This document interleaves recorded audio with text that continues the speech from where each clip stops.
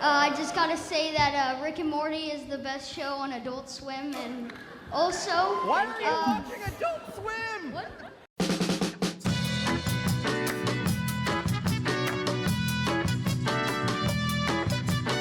Clickety clock down the track. It's me, Pan Pizza, live and pre-recorded from San Diego Comic-Con 2017. I freaking hate everybody that's here. I want to leave. I hate this. I hate this.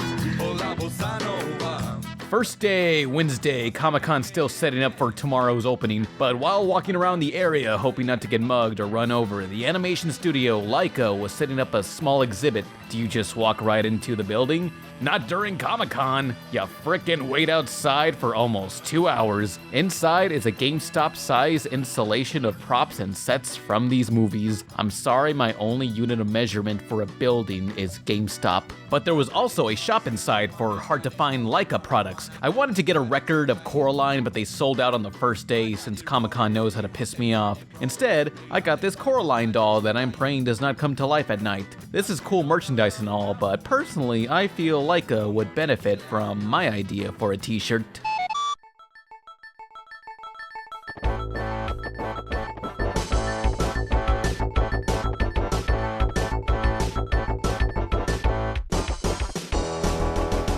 It's Thursday, Comic-Con's finally opened up. First thing I did was scope out what Cartoon Network's up to. In honor of their new show, OKKO, they built the convenience store, Gar's Bodega. Anyone in line gets a scratch card that reveals one of 3 prizes. Upon entering Gar's Bodega, you claim your prize at the cash register. I am a sucker for fictional props being brought to life. You either get a box of Turbo cereal containing a mask, a yogurt cup with a patch inside, or a little push pin of KO.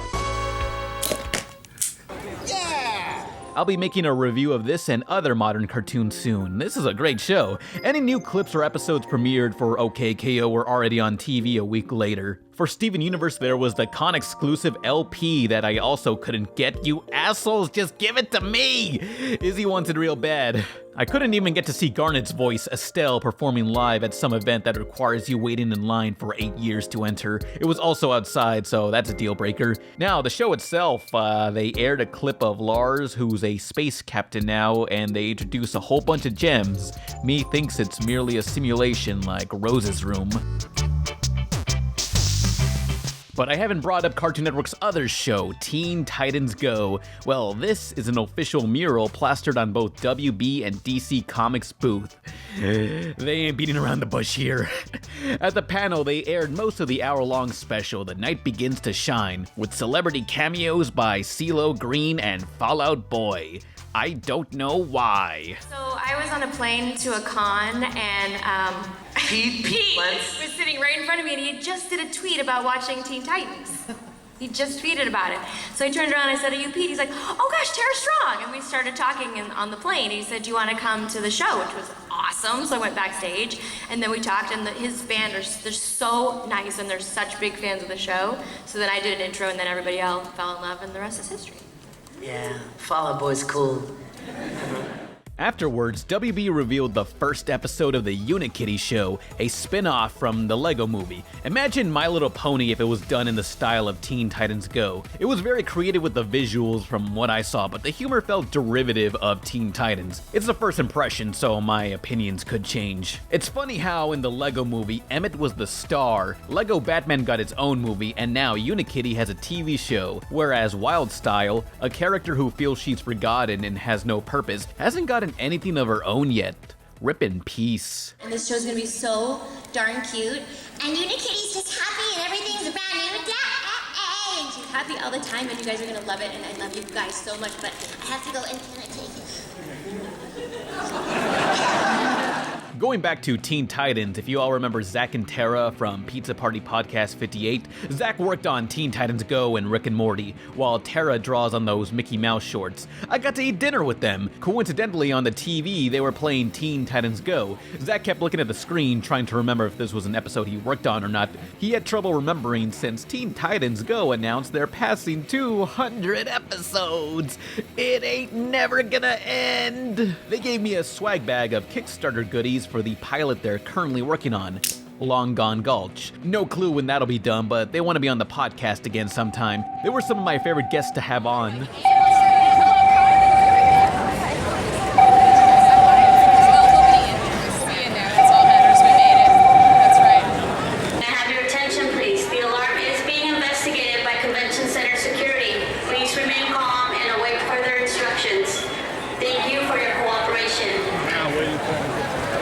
So there's an alarm going off, and I'm not sure what they're gonna do, if they're gonna have everyone get kicked out.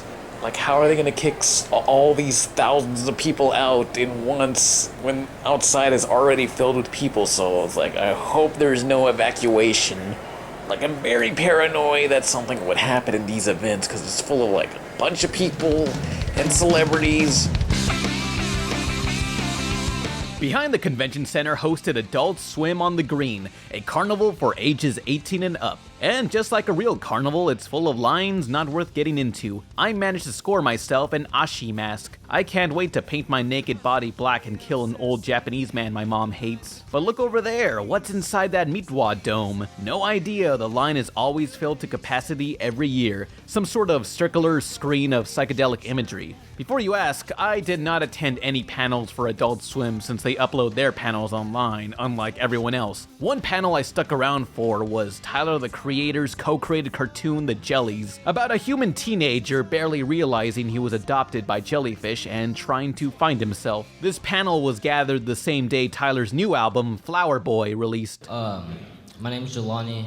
Flower Boy is one of my favorite albums. Nigga, it's 3 hours old. I know.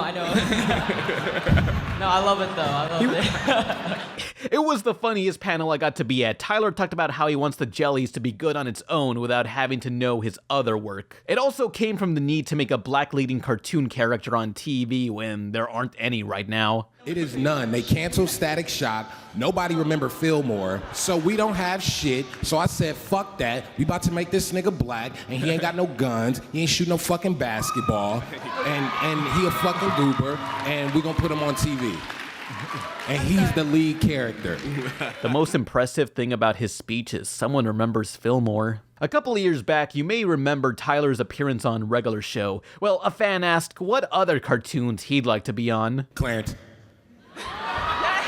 Or Rick and Morty. Yeah.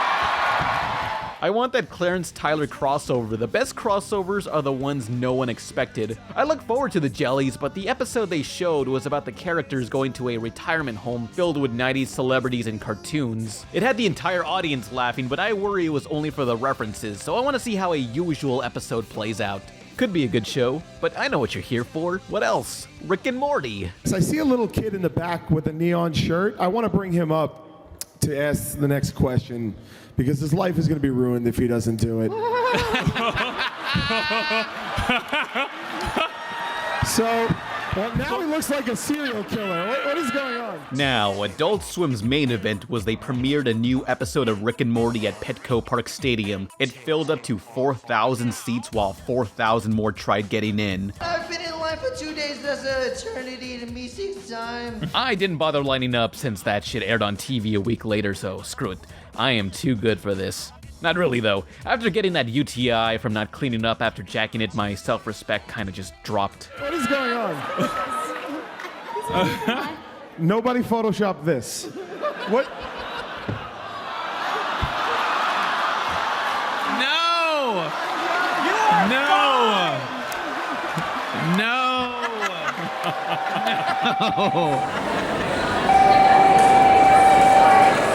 May I have your attention, please? May I have your attention, please? The incident has been cleared by Convention Center security. Please continue with your planned activities. Thank you again for your cooperation. What could it be? Erase, erupt. Let's look at it another way. Fillmore! Disco. Next on ABC Kids.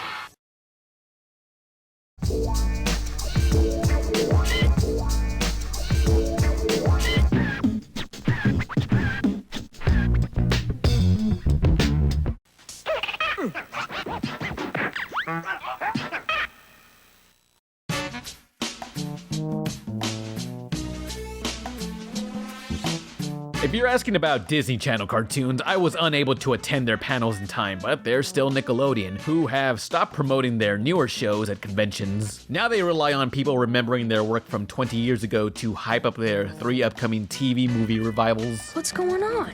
Lights!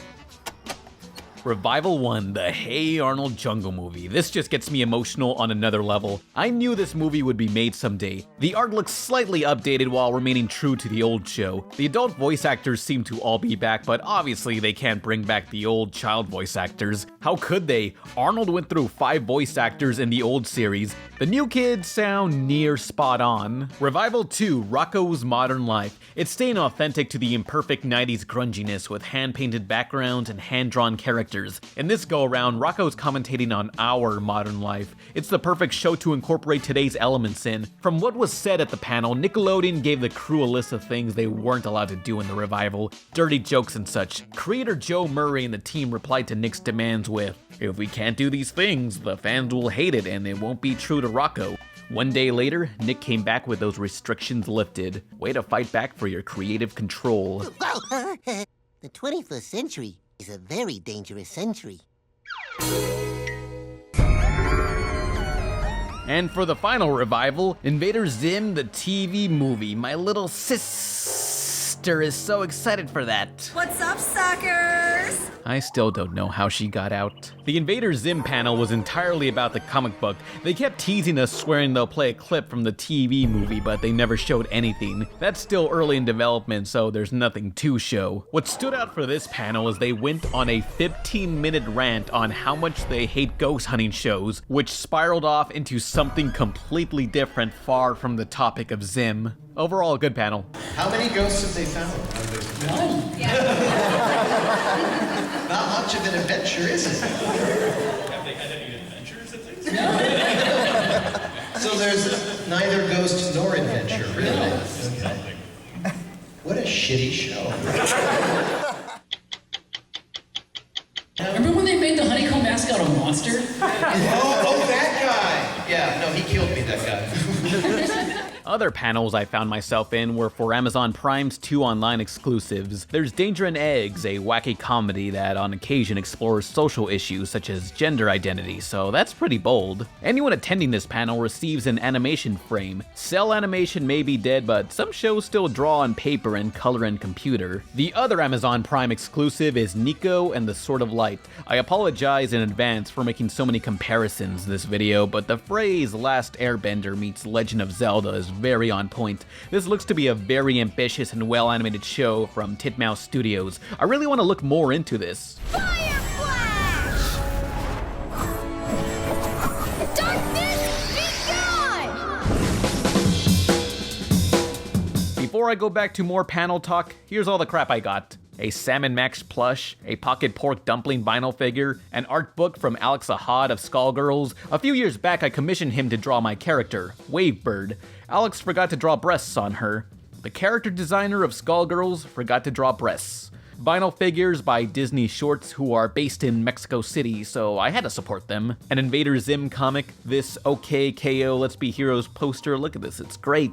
Pins of OKKO, 2 X-Men Evolution prints from character designer Stephen E. Gordon, a fan-made pin of Paige from Voltron. I found this on the floor. If this is your pin, please contact me. The needle poked me when I tried picking it up and I'm very angry at you. Keychains of Akumu Inc., a Lollygag World shirt and plush, 3 pop figures of Conan O'Brien, 1 for each year I got to see his show at San Diego, a Mega 64 scarf. As I live in the most southern point of Texas, the Rio Grande Valley, where winter does not exist, this scarf looks real nice on my shelf. I need to buy a second one to even this out. Stickers of Boba Kids. These are characters from My Little Sister's blog. Major Grom Ultimate Edition from Bubble Comics. It's this crazy-ass short film based on a Russian comic of a fumbling detective who's also the most skilled in brains and bronze. They filmed this short in hopes Hollywood would fund a full-length film. I need that. It'd be on the level of John Wick or Kingsman in craziness. I also need it since the short kinda ends abruptly. It's very flawed, but you can see so much passion went into this. Major Grom just has one of the slickest fight scenes in a while. They built this big-ass spinning camera crane for one shot that's just nuts. Go watch it, it's on YouTube, subtitled, link below.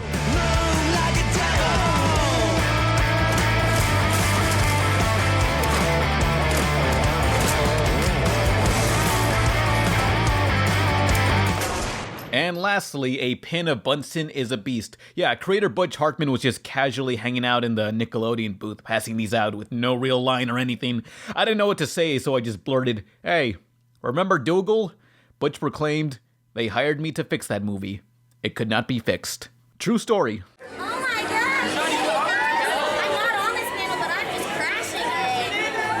Yeah! The two best panels at Comic-Con I come back to annually take place right before closing. One was simply titled The Worst Cartoons Ever, where the audience sits through utter animated garbage on the big screen. And the second was Cartoon Network's Summertime Screening. This boasted previews of upcoming episodes while fans show off their costumes. This panel was where a lot of viewers and even people who worked on these shows recognized me in my Pan Pizza shirt. Yes, I do wear a t-shirt of my exact face on it, I don't care. Comic-Con is so overblown, but what keeps me coming back besides fueling my narcissism is the theatrical experience late at night. Where else would you be able to watch TV animation with such dedicated fans and people who worked on these shows? That's something you could only do at a convention. Just watch Cartoon Network all night long! Adult Swim's on at night. Talk about bad timing. Right before this panel full of little kids anticipating their family entertainment, the channel TBS had their panel for their new adult animated shows, Tarantula, Close Enough, Final Space, and more seasons of American Dad. First thing, the very first thing that happened when this panel started with no explanation, the light shut off. The screen projects a new clip of American Dad in which Stan chloroforms his daughter Haley, knocking her out, which chloroform does not work that way. Believe me, I tried. By the way, if you're squeamish, look away right now. Stan then gruesomely, for unexplained reasons, reconstructs Haley's face in this room full of kids waiting for the next panel. Well, might as well really get in there with a scalpel then, and... Did no one think of the children? Now, TBS has not done much with animation besides reruns of whatever Fox airs, so I'm interested to see what original programs they'll give us. First, there's Tarantula, about two characters living in a small desert town and weird stuff happens. I'm not seeing anything special from the short, unfinished clips shown. It's characters getting stoned and weird visuals happen, nothing you haven't already seen too many times. I could be wrong though, the soft-spoken voice work has an odd quirk to it, so there might be something to Tarantula. I'm not taking my shirt off. Why not, dude? I'm just not doing it. Is it 'cause you got breasts? Shut up. Next from the creator of Regular Show is Close Enough by J.G. Quintel, a self-insert comedy about a couple's first steps in having a child, like Baby Blues in the world of Regular Show. It's still being produced within Cartoon Network Studios by much of the same team. I did it. Our daughter is in bed and it's only 7:30. Yes! Different from Regular Show, it'll be a full 30-minute series aimed at adults. I see this as a natural evolution of Regular Show, where Mordecai is a semi-responsible father.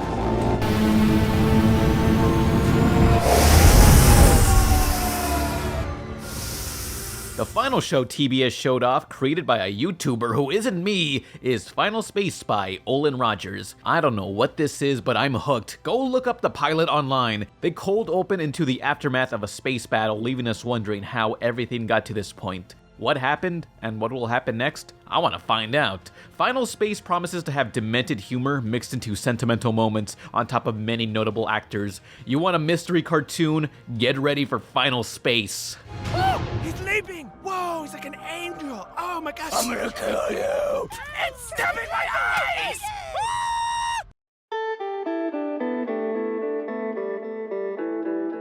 Comic-Con 2017 is over and I finally overcame my Perkadang addiction. People recognized who I was there, so that means I had fun. Someone named Raimundo told me to give him a shout out, by the way. Shout out to anyone who let me cut in line. Thank you. This place is a hellhole. Some other fan also asked me for a shout out, but he was an asshole and talked about my acne, so fuck him. A week after Con, I was invited to visit Cartoon Network Studios. I was there for a short time, but it was amazing! Please let me back in.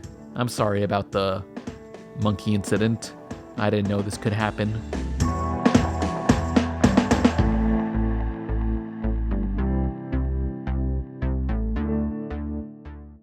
This June on Summer Fridays, we've got all new episodes of What's New, Scooby-Doo? Is there a plan B, Freddy? Yeah! Run! And the premiere of the brand new Bring Adventures of Billy and Mandy. Whatever you do, don't eat the... Plus the very special Cartoon Network's funniest bloopers and other embarrassing moments. See what's new this June on Summer Fridays. Fridays at 7, only on Cartoon Network.